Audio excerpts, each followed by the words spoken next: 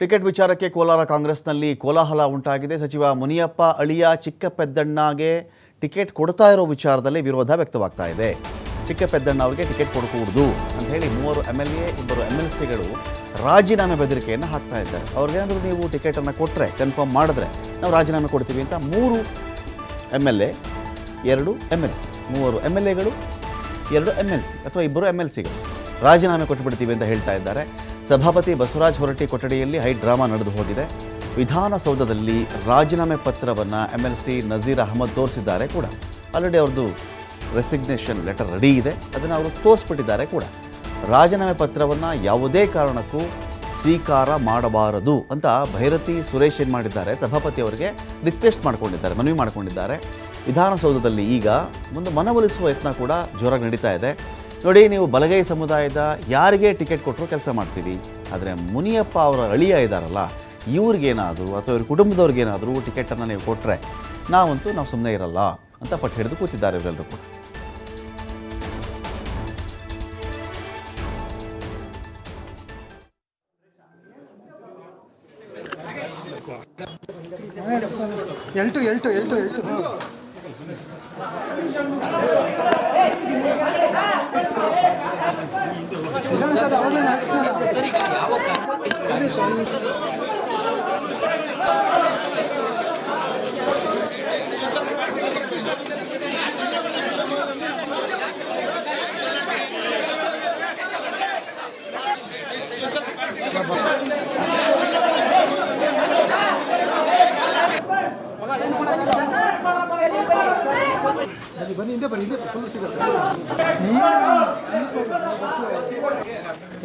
ಕೋಲಾರ ವಿಚಾರವಾಗಿ ನಾವು ಕೇಳಿರುವಂತದ್ದು SC community ರೈಟ್ಗೆ ticket ಕೊಡಿ ಅಂತ ಕೇಳಿದ್ದೀವಿ ಅಷ್ಟೇ. ಕೊಳ್ಳಿ, ಇನ್ನೊಂದು ಜಾಗದಲ್ಲಿ ಕೊಳ್ಳಿ, ಅವ್ರಿಗೆ ಕೊಡ್ಬೇಕಾ? ಈ ದೇಶದಲ್ಲಿ ಯಾರು ಲೆಫ್ಟ್ ಇಲ್ವಾ? ಈ ರಾಜ್ಯದಲ್ಲಿ ಯಾರು ಲೆಫ್ಟ್ ಅವ್ರು ಇಲ್ವಾ? ಬೇರೆ ಯಾರು ನಾಯಕರ ರಾಜ್ಯದಲ್ಲಿ ಇಲ್ವಾ ಲೆಫ್ಟ್ ಅವರು? ಹೌದು, ನಮ್ಮ ವಾದ ಮುನಿಯಪ್ಪ ಅವ್ರ ಕುಟುಂಬಕ್ಕೆ ಕೊಡಬಾರ್ದು ಅಷ್ಟೇ, ಅವ್ರ ಕುಟುಂಬಕ್ಕೆ ಕೊಡಬಾರ್ದು. ಅವರಿಂದ ನಾವು ಜಾಸ್ತಿ ಅನುಭವಿಸಿದೀವಿ, ಈಗಲೂ ಅನುಭವಿಸ್ತಾ ಇದೀವಿ ಅವರಿಂದ. ಎಲ್ಲರಿಗೂ ಗೊತ್ತಿದೆ, ಮುಂಚೆ 10 ವರ್ಷಗಳಿಂದ ಗೊತ್ತಿದೆ. ಆಮೇಲೆ ಹೇಳ್ತೀವಿ, ಆಮೇಲೆ ಹೌದು, ಖಂಡಿತ ಮಾತಾಡಿದ್ದಾರೆ, ಎಲ್ಲರೂ ಮಾತಾಡಿದ್ದಾರೆ, ನಮ್ಗೆ ಮಾತಾಡಿದ್ದಾರೆ. ನೀವು ಮಾಡ್ತಾ ಇರೋ ನಿರ್ಧಾರ ತಪ್ಪು ಅಂತ ಹೇಳಿದ್ದಾರೆ. ಕೆಲವರು ಸ್ವಲ್ಪ ಬೇರೆ ತರನೂ ಮಾತಾಡಿದ್ದಾರೆ. ನಾವೇನು ರಾಜಕೀಯದಿಂದ ಏನು ಜೀವನ ಇಲ್ಲ, ರಾಜಕೀಯದಿಂದ ತಿನ್ನೋದಂಥದ್ದೇನು ಇಲ್ಲ. ಯಾರು ಏನು ಮಾತಾಡೋದು, ಏನೇ ಮಾಡೋದು, ನಮ್ಮ ನಿರ್ಧಾರದಲ್ಲಿ ನಾವು ಇರ್ತೀವಿ. ಹೌದು, ಅವ್ರು ದುಡುಕ್ಬೇಡಿ ಅಂತ ಹೇಳಿದ್ದಾರೆ, ನಿಜ, ದುಡುಕ್ಬೇಡಿ ಅಂತ ಹೇಳಿದ್ದಾರೆ. ನೀವು ಮಾಡಬೇಡ್ರಪ್ಪ, ನಾವೆಲ್ಲ ನಿಮ್ಮ ಜೊತೆಗಿದೆ ಅಂತ ಹೇಳಿದ್ದಾರೆ. ಅವ್ರು ಹೇಳಿರೋದು ನಿಜಾನೇ, ಇಲ್ಲ ಅಂತ ನಾವು ಹೇಳೋದಿಲ್ಲ. ಆಫೀಸ್ ಒಳಗಡೆ ಹೋಗ್ಬಿಟ್ಟು ಆಮೇಲೆ ಬಂದು ಮಾತಾಡ್ತಾರೆ. ಕೋಲಾರ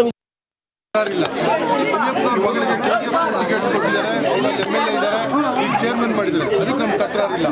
ನಾವೇನು ಹೇಳ್ತೀವಿ ಅಂದ್ರೆ, ಕೋಲಾರ ಲೋಕಸಭಾ ಕ್ಷೇತ್ರದಲ್ಲಿ 1952ರಿಂದ ಇಲ್ಲಿವರೆಗೂ ಕೂಡ ಏನು ಲೋಕಸಭಾ ಚುನಾವಣೆಯಲ್ಲಿ ಬಲಗೈ ಸಮುದಾಯಕ್ಕೆ ಅವಕಾಶ ಕೊಟ್ಟಿಲ್ಲ. ಅವರು ಜನಸಂಖ್ಯೆಯಲ್ಲಿ ಹೆಚ್ಚಿದ್ದಾರೆ, 3,80,000 ಮತದಾರರಿದ್ದಾರೆ. ಅವ್ರಿಗೆ ಕೊಟ್ಟರೆ ನಾವು ಗೆಲ್ಲೋದಕ್ಕೆ ಹೆಚ್ಚು ಅವಕಾಶ ಇರ್ತದೆ ಅಂತೇಳಿ ನಾವು ಪಕ್ಷದ ಹಿತದೃಷ್ಟಿಯಿಂದ ನಾವು ಗೆಲ್ಲಲೇಬೇಕು ಅನ್ನೋ ದೃಷ್ಟಿಯಿಂದ ನಾವು ಮನವಿ ಮಾಡಿದ್ವಿ. ಮನವಿಗೆ ಸ್ಪಂದಿಸ್ತಾ ಇರೋದ್ರಿಂದ ಅಥವಾ ನಮ್ಮ ಮನವಿಗೆ ಸಕಾರಾತ್ಮಕವಾಗಿ ಅವರು ಸ್ಪಂದಿಸ್ತಾ ಇರೋದ್ರಿಂದ ನಾವು ಈ ಒಂದು ತೀರ್ಮಾನಕ್ಕೆ ರಮೇಶ್ ಕುಮಾರ್ ಅವ್ರನ್ನ ಕರೆತಂದಿದ್ದು ಎಲ್ಲ ನಾನೇ, ನನ್ನ ವಿರುದ್ಧವೇ ಈ ರೀತಿ ಷಡ್ಯಂತ್ರ ಮಾಡ್ತಿದ್ದಾರೆ. ನೋಡಿ, ರಮೇಶ್ ಕುಮಾರ್ ಅವರು 1970ರ ದಶಕದಲ್ಲಿ ಅವರು ಯುವ ಕಾಂಗ್ರೆಸ್ ಜವಾಬ್ದಾರಿ ಹೊತ್ತಿದ್ರು. 78ರಲ್ಲಿ ಕಾಂಗ್ರೆಸ್ನ ಶಾಸಕರಾಗಿ ಕೆಲಸ ಮಾಡಿದ್ರು. ಅವರು ಪಕ್ಷಕ್ಕೆ ಅವರು 2004ರಲ್ಲಿ ರಮೇಶ್ ಕುಮಾರ್ ಅವರು, ಶ್ರೀನಿವಾಸ್ ಗೌಡರು, ಕೃಷ್ಣ ಬೈರೇಗೌಡರು, ಸುಧಾಕರ್ ಅವರ ತಂದೆ ಚೌಡರೆಡ್ಡಿ ಅವರು ಎಲ್ಲರೂ ಕೂಡ ಅವತ್ತು ಎಲ್ಲ ಹಿರಿಯ ನಾಯಕರ ಒತ್ತಾಯದ ಮೇರೆಗೆ ಕಾಂಗ್ರೆಸ್ ಪಕ್ಷಕ್ಕೆ ಬಂದ ನಂತರ ಇವತ್ತು ಕಾಂಗ್ರೆಸ್ ಪಕ್ಷಕ್ಕೆ ದೊಡ್ಡ ಶಕ್ತಿಯನ್ನು ತುಂಬಿದ್ದಾರೆ. ಸ್ಪೀಕರ್ ಆಗಿ ಕೆಲಸ ಮಾಡಿದ್ದಾರೆ, ಮಂತ್ರಿಗಳಾಗಿ ಕೆಲಸ ಮಾಡಿದ್ದಾರೆ. ಹಲವಾರು ಸಂಕಷ್ಟ ಸಂದರ್ಭದಲ್ಲಿ ಕೋಲಾರ ಲೋಕಸಭಾ ಟಿಕೆಟ್ಗೆ ಸಂಬಂಧಪಟ್ಟಂಗೆ ನಮ್ಮ ನಜೀರಣ್ಣ ಮತ್ತು ನಮ್ಮ ಅನಿಲ್, ನಮ್ಮ ಉಳಿದ ಶಾಸಕರು 3 ಜನ ಕೆಳಮನೆ ಸದಸ್ಯರು ಅಸಮಾಧಾನಿತರಾಗಿದ್ದಾರೆ ಅಂತೇಳಿ ನನಗೆ ಗೊತ್ತಾಯಿತು. ಅದಕ್ಕೆ ಈಗ ಮಾನ್ಯ ಮುಖ್ಯಮಂತ್ರಿಗಳು, ಉಪಮುಖ್ಯಮಂತ್ರಿಗಳು ಮತ್ತು ACC ಜನರಲ್ ಸೆಕ್ರೆಟರಿಗಳು, ACC ಅಧ್ಯಕ್ಷರು ನನಗೆ ಹೇಳಿದ್ದಾರೆ, ಅವರಿಗೆ ಸಮಾಧಾನ ಮಾಡಿ ಕರ್ಕೊಂಬನ್ನಿ. ಅವರಿಗೆ ಅಸಮಾಧಾನ ಆಗದೆ ರೀತಿಯಲ್ಲಿ ನಾವೆಲ್ಲ ಕೂತ್ಕೊಂಡು ಸೌಹಾರ್ದಯುತವಾಗಿ ಈ ಸಮಸ್ಯೆನ ಪರಿಹಾರ ಮಾಡೋಣ ಅಂತ ಹೇಳಿದ್ದಾರೆ. ಅದೇ ಪ್ರಕಾರ ನಾನು ನಮ್ಮ ನಜೀರಣ್ಣ ಮತ್ತು ನಮ್ಮ ಅನಿಲ್ ಮತ್ತು ಉಳಿದ 3 ಜನ ಶಾಸಕರಿಗೂ ನಾನು ಹೇಳಿದ್ದೀನಿ, ಒಪ್ಕೊಂಡಿದ್ದಾರೆ. ರಾತ್ರಿಗೆ ಬರ್ತಿದ್ದಾರೆ ಉಪಮುಖ್ಯಮಂತ್ರಿಗಳು, ಮುಖ್ಯಮಂತ್ರಿಗಳಿಬ್ರು. ರಾತ್ರಿಗೆ ಇದ್ರ ಬಗ್ಗೆ ನಾವು ಮಾತಾಡಿ ಇದ್ರ ಬಗ್ಗೆ ತೀರ್ಮಾನ ನಾವು ತಗೋತೀವಿ. ಇನ್ನು AICC ಅಧ್ಯಕ್ಷರು ನನಗೆ ಹೇಳಿದ್ದಾರೆ, ಇನ್ನೂ ಕೋಲಾರ ಟಿಕೆಟ್ ಇನ್ನೂ ಅನೌನ್ಸ್ ಆಗಿಲ್ಲ. ಯಾರೋ ಹೇಳಿದ್ದಾರೆ ಅನೌನ್ಸ್ ಆಗಿದೆ ಅಂತ, ಆದರೆ ಅಧಿಕೃತವಾಗಿ ಇನ್ನೂ ಅನೌನ್ಸ್ ಆಗಿಲ್ಲ.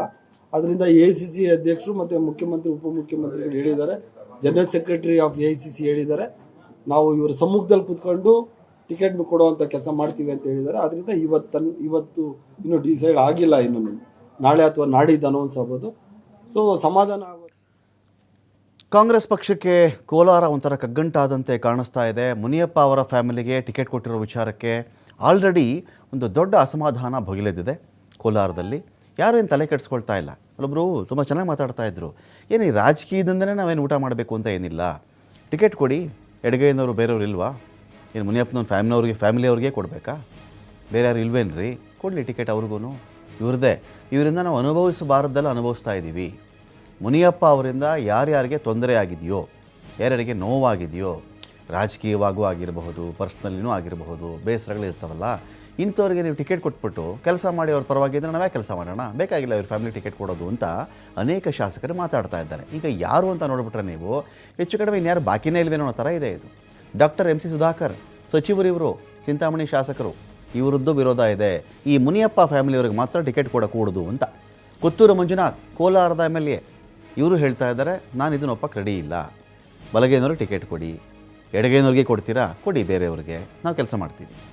ನಾಟ್ ಮುನಿಯಪ್ಪಸ್ ಫ್ಯಾಮಿಲಿ, ಮುನಿಯಪ್ಪನವರ ಕುಟುಂಬದವರಿಗೆ ಯಾರು ಕೊಟ್ಟರು ನಾವು ಒಪ್ಪಕ್ಕೆ ರೆಡಿ ಇಲ್ಲ ಅಂತ ನಂಜೇಗೌಡರು, ಮಾಲೂರು ಶಾಸಕರವರು, ಅವರು ಇದನ್ನೇ ಹೇಳ್ತಾ ಇದ್ದಾರೆ. ಇನ್ನು ಅನಿಲ್ ಕುಮಾರ್ MLC ವಿಧಾನ ಪರಿಷತ್ ಸದಸ್ಯ, ಅವರು ಅದನ್ನೇ ಹೇಳ್ತಾ ಇದ್ದಾರೆ. ನಜೀರ್ ಅಹ್ಮದ್ ವಿಧಾನ ಪರಿಷತ್ ಮೆಂಬರ್ ಅವರು ಅದನ್ನೇ ಹೇಳ್ತಾ ಇದ್ದಾರೆ. ಜೊತೆಗೆ ರಮೇಶ್ ಕುಮಾರ್ ಅವರು ಮಾಜಿ ಸ್ಪೀಕರ್ ಆಗಿದ್ದಂಥವ್ರು, ಮಾಜಿ ಸ್ಪೀಕರ್ ರಮೇಶ್ ಕುಮಾರ್ ಅವರು ಕೂಡ, ಅಂದರೆ ಇವ್ರದ್ದು ಬಿಡಿ, ಕಾಲದಿಂದಾನು ರಮೇಶ್ ಕುಮಾರ್ ವರ್ಸಸ್ ಮುನಿಯಪ್ಪ ಅಂತಲೇ ಕೋಲಾರದ ಬಗ್ಗೆ ನಾವು ಮಾತಾಡೋದು, ಅದು ಗೊತ್ತಿರತಕ್ಕಂಥ ವಿಚಾರ. ಆದರೆ ಇಷ್ಟು ಜನ ಇದ್ದಾರಲ್ಲ, ಇಷ್ಟು ಜನನ ಎದುರು ಹಾಕ್ಕೊಂಡು ಮುನಿಯಪ್ಪ ಫ್ಯಾಮಿಲಿಗೆ ಟಿಕೆಟ್ ಕೊಡೋಕ್ಕಾಗುತ್ತಾ ಅಂತ ಕಾಂಗ್ರೆಸ್ ಪಕ್ಷಕ್ಕೂ ತಲೆನೋವಾಗಿರುತ್ತೆ ಇವಾಗಿದೆ. Been given ticket and he has been made minister. Do you think the still political drama of the family is happening in Kolar by Mr. Muniappa? Is that the reason that you made the speaker? When he was moved to the MLA, we had no issues. When he was made minister, we have no issues. His daughter is the MLA. She's twice MLA and she's made chairman. We have no issues. We want a peaceful environment. We want to safeguard the interest of our party workers. We don't want any dissident activities to be started within the party, which was being done earlier. So we don't want that sort of a leadership. So we said give it to anybody who is not belonging to the family. He is playing his AICC card now. Will that help him, sir? ಈ ರಾಜೀನಾಮೆಗೆ ಬದ್ಧನ sir ಈಗಲೂ ಈಗ ನೋಡಿ, ಈಗ ಮುಖ್ಯಮಂತ್ರಿಗಳು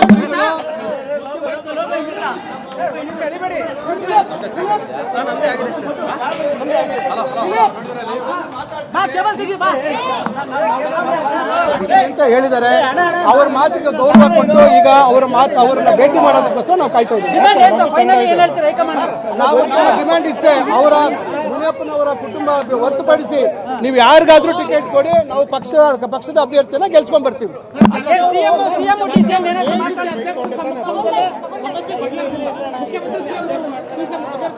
ನೋಡಿ, AICC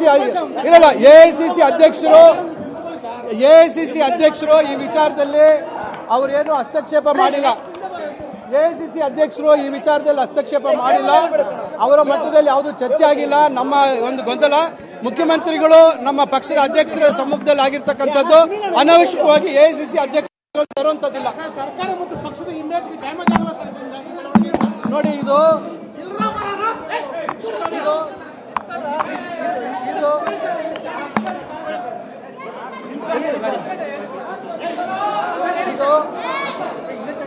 ನೋಡಿ, ನಮಗೆ ಆಗಿರ್ತಕ್ಕಂಥ ನೋವನ್ನು ನಾವು ವ್ಯಕ್ತಪಡಿಸಿದ್ದೀವಿ. ಪಕ್ಷದ ಬಗ್ಗೆ ಅಪಾರವಾದಂತಹ ಗೌರವ ಇದೆ. ಪಕ್ಷದ ಒಂದು ಇದನ್ನ ಹಾಳು ಮಾಡ್ತಕ್ಕಂಥ ಉದ್ದೇಶ ನಮ್ಗೆ ಯಾರಿಗೂ ಇಲ್ಲ. ಪಕ್ಷಕ್ಕೆ ಭವಿಷ್ಯತ್ತಿನಲ್ಲಿ ಒಳ್ಳೇದಾಗಬೇಕು ಅಂತಕ್ಕಂಥ ದೃಷ್ಟಿಯಲ್ಲಿ ಈ ರೀತಿ ನಮಗೆ ನೋವಾಗಿ ಈ ರೀತಿ ನಾವು ತೀರ್ಮಾನ ಮಾಡಿದ್ವಿ. ಮುಖ್ಯಮಂತ್ರಿಗಳು ಮತ್ತು ಉಪಮುಖ್ಯಮಂತ್ರಿಗಳು, ಪಕ್ಷದ ಅಧ್ಯಕ್ಷರು ಸೂಚನೆ ಕೊಟ್ಟಿದ್ದಾರೆ. ಅವರ ಮಾತು ಗೌರವ ಕೊಟ್ಟು ಈಗ ಅವರ ಮಾತಿಗೆ ಅವರು ಭೇಟಿ ಮಾಡೋದಕ್ಕೋಸ್ಕರ ನಾವು ಕಾಯ್ತಾ ಇದ್ದೀವಿ. ನಾವು ಕಾಯ್ತಾ ಇದ್ದೀವಿ. ಫೈನಲಿ ಏನ್ ಹೇಳ್ತೀರಾ ಹೈಕಮಾಂಡ್? ನಾವು ಡಿಮ್ಯಾಂಡ್ ಇಷ್ಟೇ, ಅವರ ಮುನಿಯಪ್ಪನವರ ಕುಟುಂಬ ಇದೇನಿಲ್ಲ, ಅಸಮಾಧಾನ ಇದೆ, ಅದಕ್ಕೆ ನಾವು ರೆಸಿಗ್ನೇಷನ್ ಕೊಡಬೇಡಿ ಅಂತ ನಾವು ರಿಕ್ವೆಸ್ಟ್ ಮಾಡ್ತಿದ್ವಿ. ಮುಂದೆ ಯಾವ ನೀತಿ ಯಾಕೆ ಕ್ರಮ ತಗೊಳ್ತೀರಾ ಸರ್? ಈಗಾಗಲೇ ಇಬ್ರು MLCಗಳು ರಾಜೀನಾಮೆ ನೋಡೋಕೆ ಮುಂದಾಗಿದ್ದಾರೆ, ಶಾಸಕರು ಕೂಡ ರಾಜೀನಾಮೆ. ಇಲ್ಲ ನಾವು ರಿಕ್ವೆಸ್ಟ್ ಮಾಡ್ತಿದ್ದೀವಿ. ಒಳಗಿದ್ದಾರೆ? ಎಸ್, ರಿಕ್ವೆಸ್ಟ್ ಮಾಡ್ತಿದ್ದೀವಿ sir. Minister MLA sir. Okay done, thank you. ರಾಜೀನಾಮೆ ಬಗ್ಗೆ ಸರ್? ಇಲ್ಲ, ನಾವು ರಾಜೀನಾಮೆ ಮನವೊಲಿಕೆ ಪ್ರಯತ್ನ ಪಡ್ತಿದ್ವಿ ಸರ್, ಅದರಲ್ಲಿ ಯಶಸ್ವಿನೂ ಆಗ್ತೀವಿ. ಹೈಕಮಾಂಡ್ ನಾಯಕರ ಅಥವಾ ವರಿಷ್ಠರ KPCC ಅಧ್ಯಕ್ಷರ ಗಮನಕ್ಕೆ ತಂದಿದ್ದೀರಾ? ತಂದಿದ್ದೀವಿ ಸರ್, ನಾನು ಸುರೇಶ್ ಅಣ್ಣ ಅವ್ರು ತಂದಿದ್ದೀವಿ. ನೋಡೋಣ ಸರ್ ಏನಾಗುತ್ತೆ. ಯಾಕೆ ಸರ್ ಇಷ್ಟು ಮನವೊಲಿಕೆ ಆದ್ರೂ ಯಾಕೆ ಅವರು ಒಪ್ಪಿಗೆ ಅವ್ರ ಡಿಮ್ಯಾಂಡ್ಸ್ ಇರುತ್ತೆ, ಅದಕ್ಕೆ ಸರ್. ಐ ಡೋಂಟ್ ಹ್ಯಾವ್, ನನಗಿನ್ನೂ ಗೊತ್ತಿಲ್ಲ, ನಿಮ್ಗೆ ಗೊತ್ತಿರೋ ಅಷ್ಟೇ ಗೊತ್ತಿರೋದು. ಇದಿಷ್ಟು ಶಾಸಕ ಪ್ರದೀಪ್ ಈಶ್ವರ್ ಅವರ ಮಾತಾಗಿತ್ತು. ಕ್ಯಾಮ್ರಾ ಪರ್ಸನ್ ರಾಮಕೃಷ್ಣ ಜೊತೆ ಹೆಲೆನ್ಸ್ವಾಮಿ, TV5 ಬೆಂಗಳೂರು. ಯಾರಿಗಾದ್ರೂ ಟಿಕೆಟ್ ಕೊಡಿ. AICC ಅಧ್ಯಕ್ಷರು ಈ ವಿಚಾರದಲ್ಲಿ ಹಸ್ತಕ್ಷೇಪ, ಅವರ ಮಟ್ಟದಲ್ಲಿ ಯಾವುದು ಚರ್ಚೆ ಆಗಿಲ್ಲ. ನಮ್ಮ ಒಂದು ಗೊಂದಲ, ಮುಖ್ಯಮಂತ್ರಿಗಳು ನಮ್ಮ ಪಕ್ಷದ ಅಧ್ಯಕ್ಷರ ಸಮ್ಮುಖದಲ್ಲಿ ಆಗಿರ್ತಕ್ಕಂಥದ್ದು ಅನಾವಶ್ಯಕವಾಗಿ AICC ಅಧ್ಯಕ್ಷರನ್ನ ಇದ್ರಲ್ಲಿ ತರುವಂತದ್ದಿಲ್ಲ. ನೋಡಿ, ನಮಗೆ ಆಗಿರ್ತಕ್ಕಂಥ ನೋವನ್ನ ನಾವು